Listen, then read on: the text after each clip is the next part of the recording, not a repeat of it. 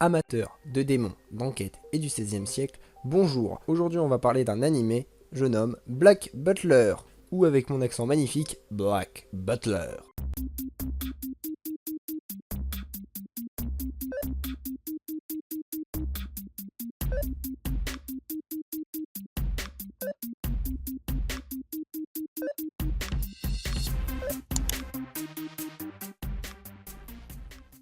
Avant de commencer, je voulais dédicacer cet épisode à une amie à moi, sans qui cet épisode n'aurait jamais vu le jour. Donc Anouk, si tu passes par là, dédicace à toi.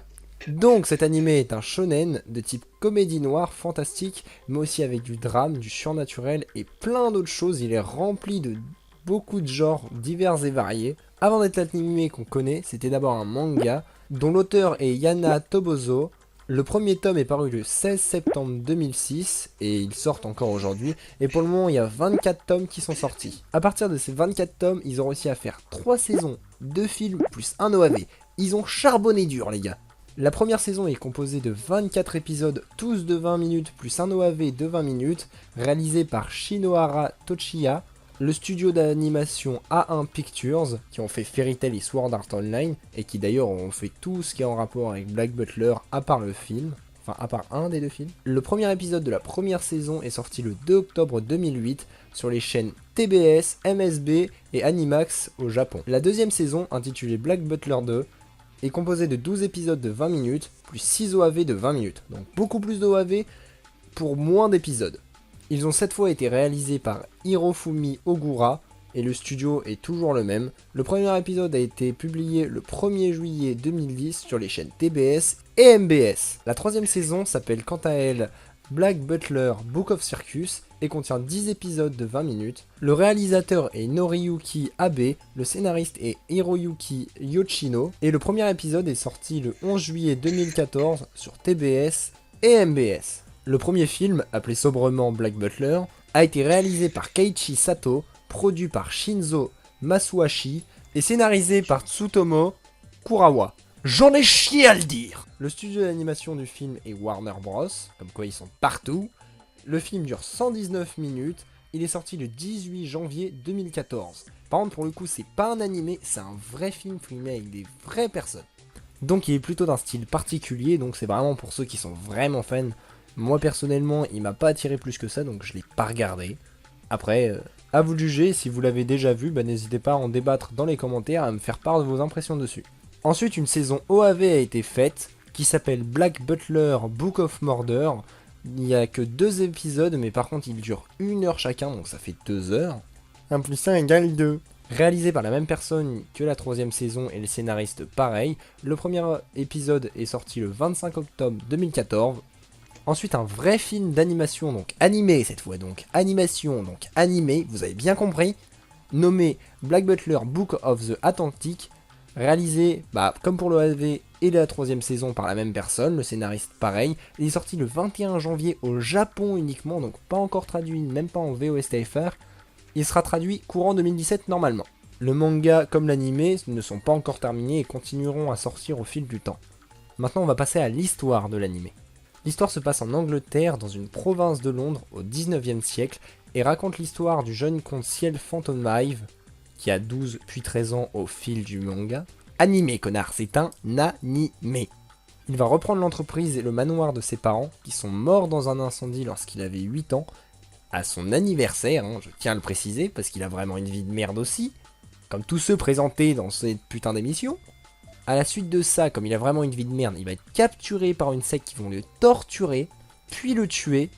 Et c'est une fois, entre parenthèses, mort, qu'un démon va lui proposer de faire un pacte avec lui.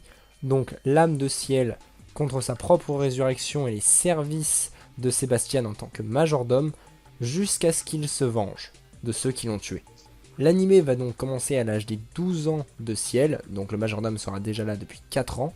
Et dans le premier épisode, on verra toute l'étendue de l'intelligence de Ciel malgré son jeune âge et le fait qu'il déteste qu'on l'appelle petit ou qu'on le traite comme un gamin. Et surtout l'étendue des pouvoirs qu'a le démon qui est avec lui qui lui sert de majordome. Et dans tout le reste de l'anime, on les verra résoudre des enquêtes, puisque Ciel est l'un des lignées de la reine, il lui doit donc allégeance et va même parfois aller plus vite que Scotland Yard, qui est la police britannique de l'époque. Donc Ciel et Sébastien niquent la police. La majorité de l'anime va se passer dans une ambiance assez sombre qui pourtant restera quand même drôle, ce sera vraiment parfois de l'humour et un peu dérangé. Maintenant on va passer à 3 points de pourquoi est-ce que vous devriez regarder cet animé, selon moi. Ou plutôt selon celle qui m'a aidé à écrire cet épisode. Si je le dis pas, elle m'engueule. Donc, le premier point est, ou plutôt sont, les personnages. Les personnages de cet animé sont vraiment géniaux. Pour la plupart, ils sont très très bien écrits. Et pour une fois, ils vont tous avoir une histoire un peu dramatique, tous ceux autour du personnage principal. Et pas que le personnage principal, notamment son majordome. Et pourtant, le majordome, c'est sur celui à qui on va le moins savoir et qui pourtant va être le plus principal de toute l'animé. Et pourtant, il va garder un grand secret pendant toute l'animé. C'est vraiment ça que j'ai trouvé bien. Et au-delà de ça, les personnages tels que les servants de la maison de Ciel, même eux sont même relativement importants en histoire, ils vont avoir leur propre histoire, leur propre drame. Tout ça, j'ai vraiment trouvé ça cool, ils sont très attachants très vite, je trouve. Ils auront des moments sombres comme des moments drôles et j'ai trouvé ça très très bien amené encore une fois. Et un point positif en plus, c'est de pouvoir voir Jack l'Éventreur et des démons dans un même animé, et vraiment j'ai trouvé ça très très cool. Donc si vous aimez les personnages comiques et attachants, n'hésitez pas, cet animé est fait pour vous. Le deuxième point positif pour moi est l'esthétique. Les dessins des décors sont beaux, les personnages sont très très bien animés, c'est très très fluide tout le long du manga. Au passage, je tiens à m'excuser pour tous les traits que je dis, puisqu'apparemment quelqu'un me fait remarquer derrière que j'en dis trop. Bref. En dehors de ça, il y a aussi les plans choisis qui sont très très bien amenés. Dès le premier épisode, on aura des exemples de plans et de prises de vue qui peuvent aider à la compréhension de ce qui se passe.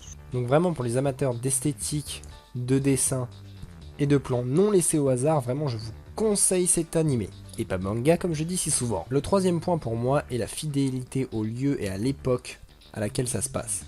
Il y aura beaucoup d'événements en rapport avec ce qui se passait à cette époque-là, par exemple Jack l'Éventreur, mais il y aura aussi beaucoup de lieux typiques qui seront amenés dans l'animé. Il y aura notamment le Tower Bridge ou encore le Tower of London.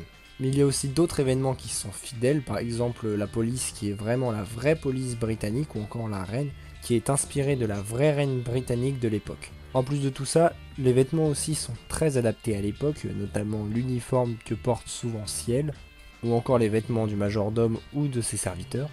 Donc si vous aimez la fidélité historique, cet animé est fait pour vous. Donc avant de vous laisser lâchement sur l'opening de l'animé, vous pouvez le retrouver en DVD et en streaming, ou bien tout simplement en cherchant un petit peu sur les chaînes de télé, mais en ce moment j'ai pas l'impression qu'en ce moment il soit très diffusé. En tout cas, j'espère que la vidéo vous aura plu. Si c'est le cas, n'hésitez pas à liker, partager, commenter, etc. etc. Sur ce, je vous laisse sur l'opening. À une prochaine vidéo. Salut!